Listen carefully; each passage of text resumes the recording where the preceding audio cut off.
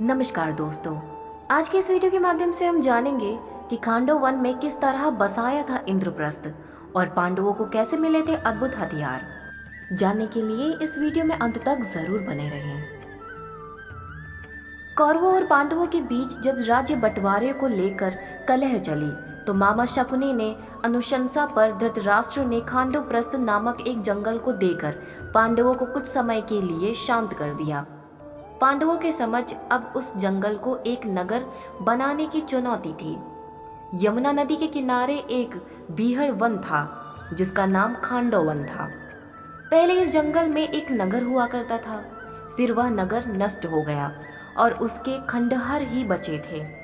खंडहरों के आसपास वहां जंगल निर्मित हो गया था। इस जंगल को पुनः नगर में बदल देने की रोचक कथा है।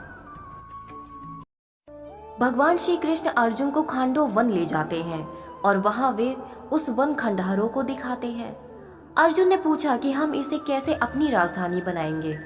तब श्री कृष्ण विश्वकर्मा का आवाहन करते हैं।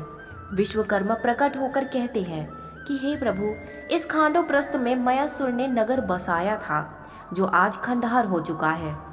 मयासुर यहाँ के चप्पे चप्पे को जानता है, तो क्यों नहीं आप उसी से राजधानी बनाने को कहते हैं। तब श्री कृष्ण कहते हैं कि इस वक्त मयासुर कहाँ मिलेंगे।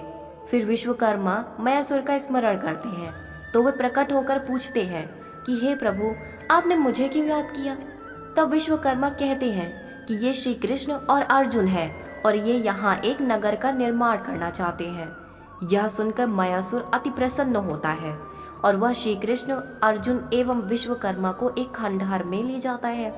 खंडहर में एक रथ रखा होता है। मयासुर कहते हैं कि हे कृष्ण, यह सोने का रथ पूर्व काल के महाराजा सोम का रथ है। यह आपको आपकी मनचाही जगह पर ले जाने के लिए समर्थ है। उस रथ में एक गधा रखा होता है जिसे दिखाते हुए मयासुर कहता है कि ये कौमुद की गधा है। इसे पांडव पुत्र भीम के अलावा और कोई उठा नहीं सकता है। इसके प्रहार की शक्ति अद्भुत है। गदा दिखाने के बाद मयासुर कहता है कि यह गांडीव धनुष है। यह अद्भुत और दिव्य धनुष है। इसे दैत्यराज वृषपर्वा ने भगवान शंकर की आराधना से प्राप्त किया था। भगवान श्री कृष्ण उस धनुष को उठाकर अर्जुन को देते हुए कहते हैं कि इस दिव्य धनुष पर तुम दिव्य बाणों का संधान कर सकोगे। इसके बाद मयासुर अर्जुन को अच्छे तरकश देते हुए कहता है कि इसके बाण कभी समाप्त नहीं होते। इसे स्वयं अग्निदेव ने दैत्यराज को दिया था। इस बीच विश्वकर्मा कहते हैं कि आज से इस समस्त संपत्ति के आप अधिकारी हो गए हैं पांडुपुत्र। अंत में श्री कृष्ण कहते हैं कि मयासुर, तुम्हारी इस कृपा का हम प्रतिदान तो नहीं दे सकते, लेकिन हम वचन देते हैं कि जब भी तुम हमें संकट काल में स्मरण करोगे तो मैं और अर्जुन तुरंत ही वहां पहुंच जाएंगे। मयासुर यह सुनकर प्रसन्न हो जाते हैं। बाद में विश्वकर्मा और मयासुर मिलकर इंद्रप्रस्थ नगर को बनाने का कार्य करते हैं। इंद्रप्रस्थ का नाम भगवान इंद्र पर रखा गया क्योंकि इस नगर को इंद्र के स्वर्ग की तरह बसाया गया था। भगवान कृष्ण ने विश्वकर्मा से भगवान इंद्र के स्वर्ग के समान एक महान शहर का निर्माण करने के लिए कहा था। विश्वकर्मा इस नगर में दिव्य और सुंदर उद्यान और मार्गों का निर्माण किया था, तो मयासुर ने इस राज्य में मय सभा नामक भ्रमित करने वाला एक भव्य महल बनाया था। इस तरह इंद्रप्रस्थ, जो पूर्व में खांडवप्रस्थ था, जो पांडव पुत्रों के लिए बनवाया गया था, यह नगर बड़ा ही विचित्र था। खासकर पांडवों का महल तो इंद्रजाल जैसा बनाया गया था। द्वारिका की तरह ही इस नगर के निर्माण कार्य में मैदानों और भगवान विश्वकर्मा ने अथक प्रयास किए थे, जिसके चलते ही यह संभव हो पाया था। जब पांडव और उनके चचेरे भाई कौरवों के बीच संबंध बिगड़ गए तो कौरवों के पिता धृतराष्ट्र ने पांडवों को यमुना किनारे खांडवप्रस्थ का क्षेत्र दे दिया।